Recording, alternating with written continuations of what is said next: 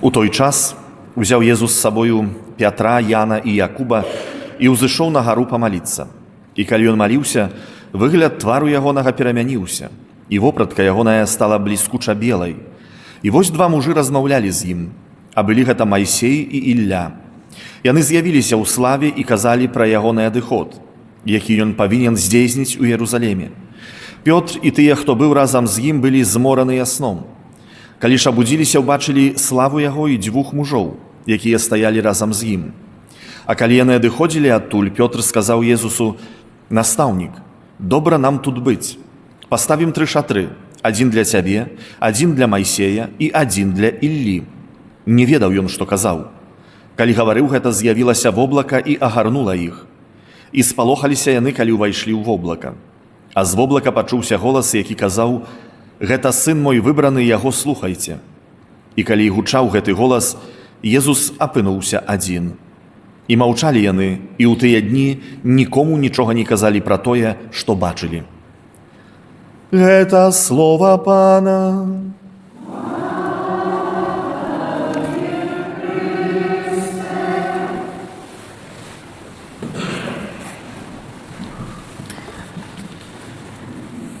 Шановныя браты і сёстры,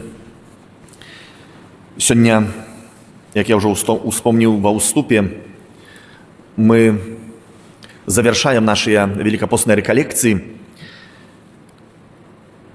завершаем нашыя такія разважанні над гісторыяй жыцця вялікага і шанаванага чалавека Абрахама, дзе ў першы дзень мы затрымаліся над тым, як ён жыў надзеяй насуперак усялякай надзеі, як казаў святы апостол.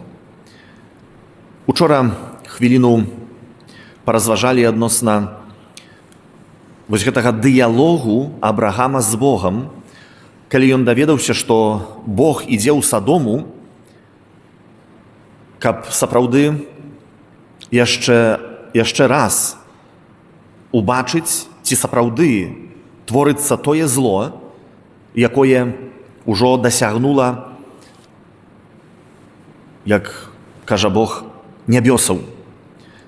І сёння, так як я абяцаў, мы паразважаем з вамі над першай адзінай інвестыцыяй Абрахама. Але каб распачаць сённяшняе разважанне, хачу запытаць. Вось каб мы сёння праснуліся раніцай, нядзеля, прыгожы марозны дзень, раніца, сонца, заходзім у нашу кухню, і на стале ляжыць 100 кілаграм золата. І падпісана: «Для жыхароў гэтага дома. З падзякай». У мяне пытанне: куды б мы гэтыя грошы заінвеставалі? Пытанне рытарычнае. Я хачу, каб мы з гэтым пытаннем, вось з гэтай брылай золата, вось закончылі нашыя рэкалекцыі. От што б мы з імі зрабілі? Што купілі б? Што змянілі б? У якім напрамку б пашлі б? Все, забываем про золото. Абрахам.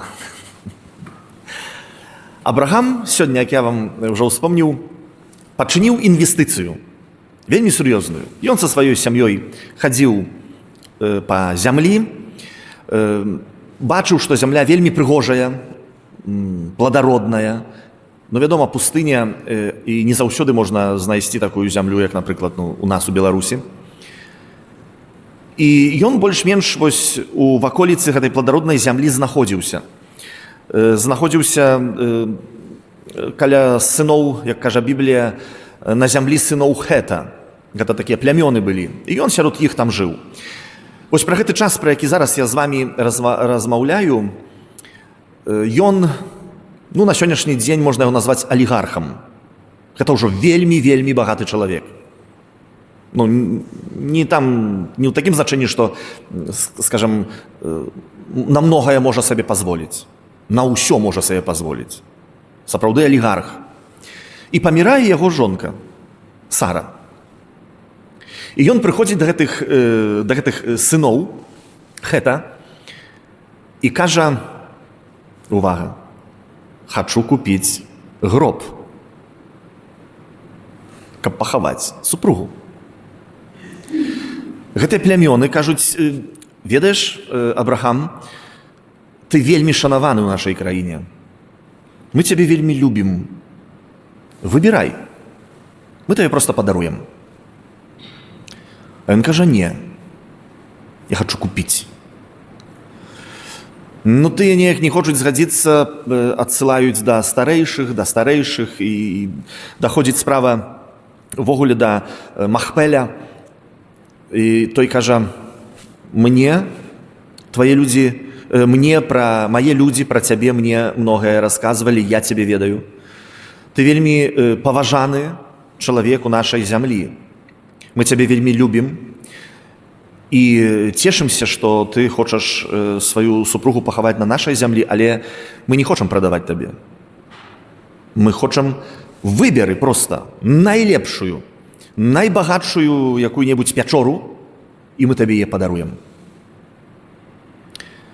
І вось пачынаецца тут торг. У кнізе быцця, калі хто хацеў бы заглянуць туды, у 23 раздзеле, вельмі дакладна апісана вось гэтая здзелка, калі так можна сказаць. Нават мука Пана нашага Езуса Хрыста так не апісана дакладна. Як вось гэты момант. Чаму? Бо як потым аказваецца, і мы самі да гэтага дойдзем, гэта вельмі важны момант.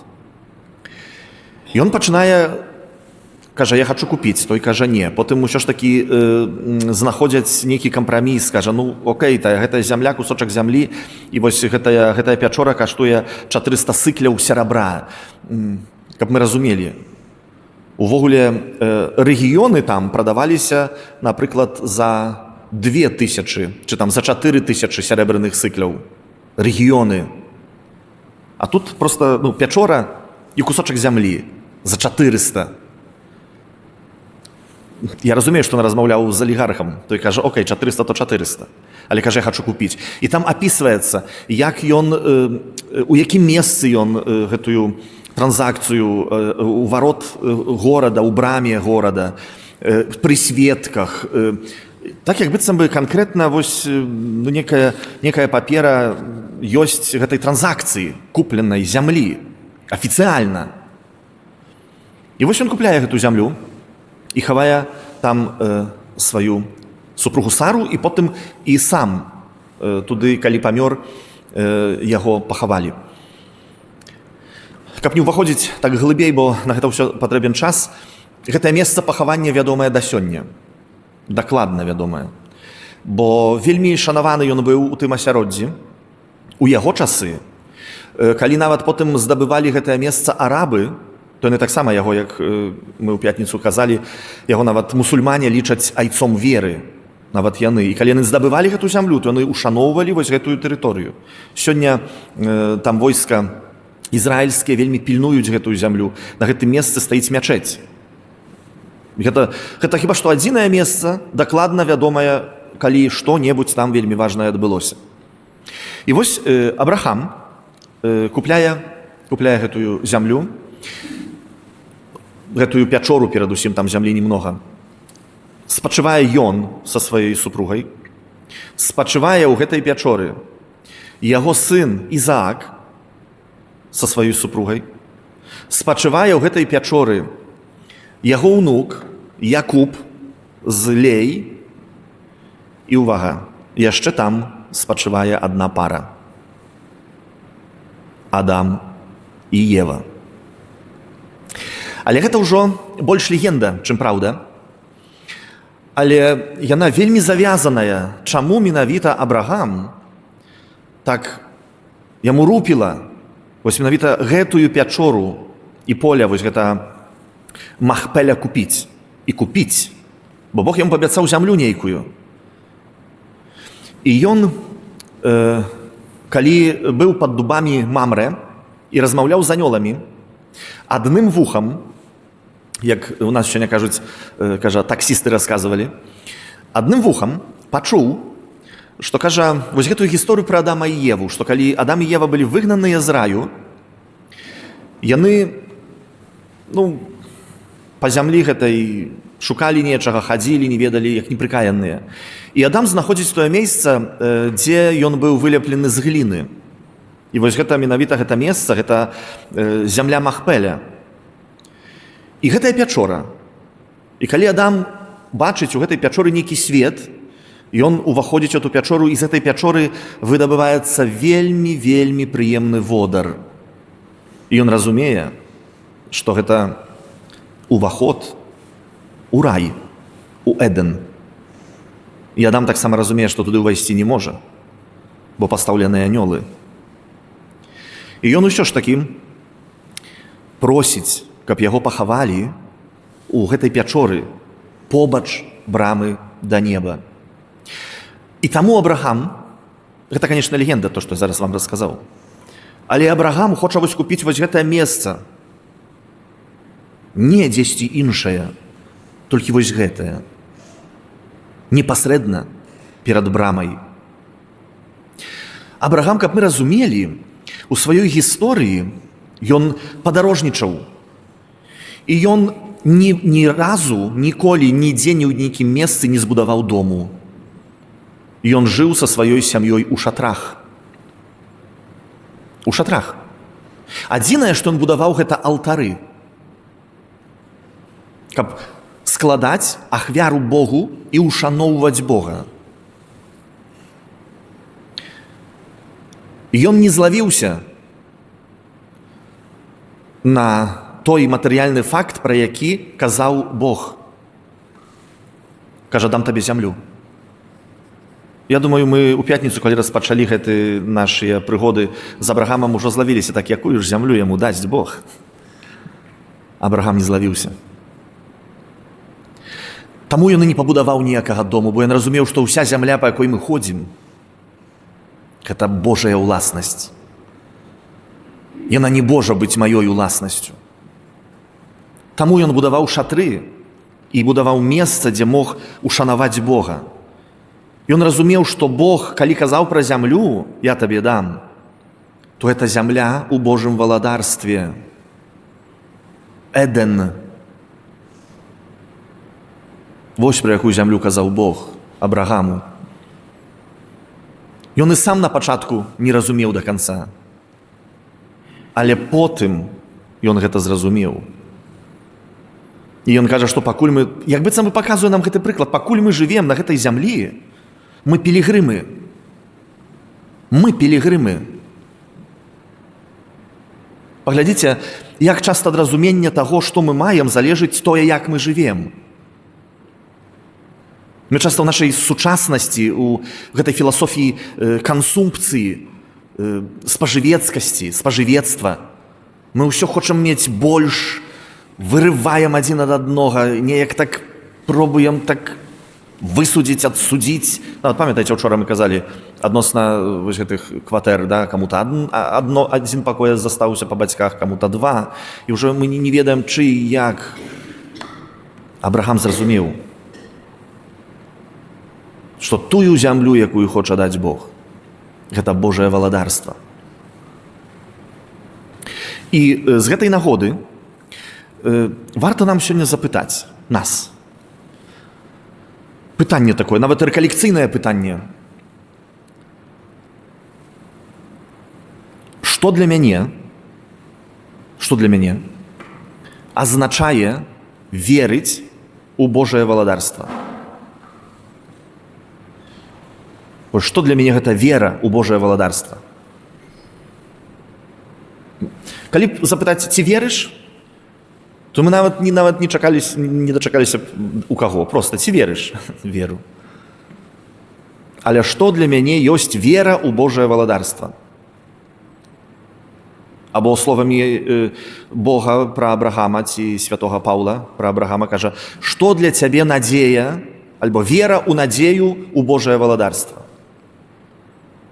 Што?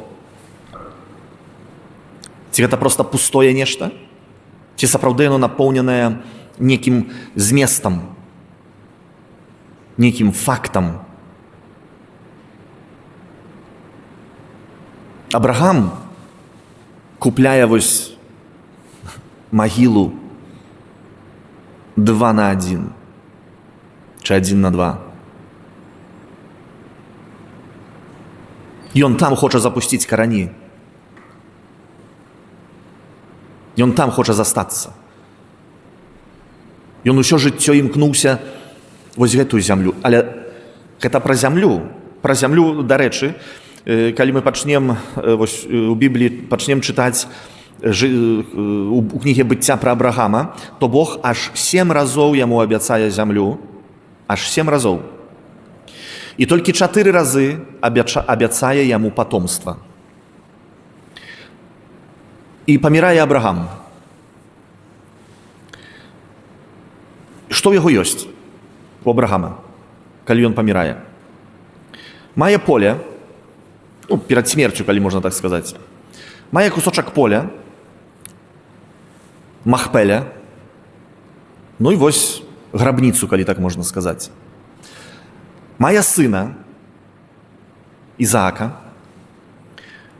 Дарэчы, адправіў свайго слугу, каб ён знайшоў жонку для Ізаака, але сказаў, не шукай сярод тых народаў, якіх мы жывем, ідзі туды да маіх родных.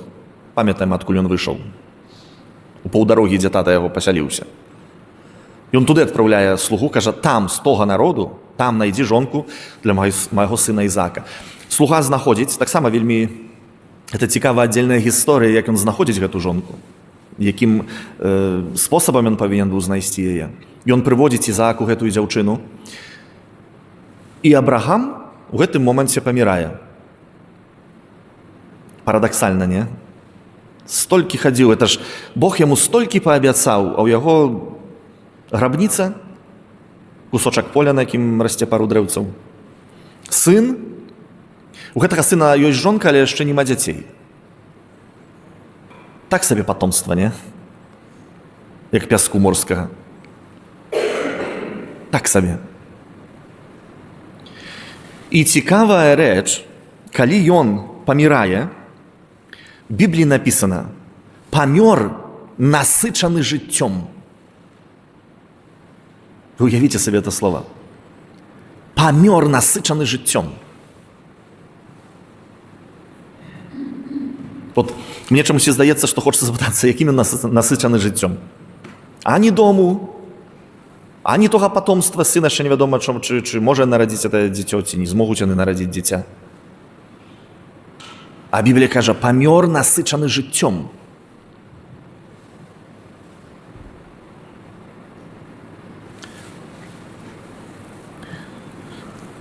Вельмі важна даць пачатак таму, што потым будзе адбывацца. Гэта вельмі важна, пачатак даць. Мы ў нашых часамі нейкіх такіх жыццёвых справах, нам вельмі важна дом пабудаваць, там здабываць нейкі сусвет, нарадзіць дзяцей, якія яны будуць, што яны будуць рабіць у гэтым жыцці. Мы ўвогуле не задумываемся. Праекты жыццёвыя з мужам, маладыя людзі, напрыклад, женяцца, замуж выходзяць. Вот запытаць, пра што вы думаеце, як? Кажу, як усе, што мы? Як і ўсе будзем жыць? Народзім дзяцей, там дом пастроім, всё.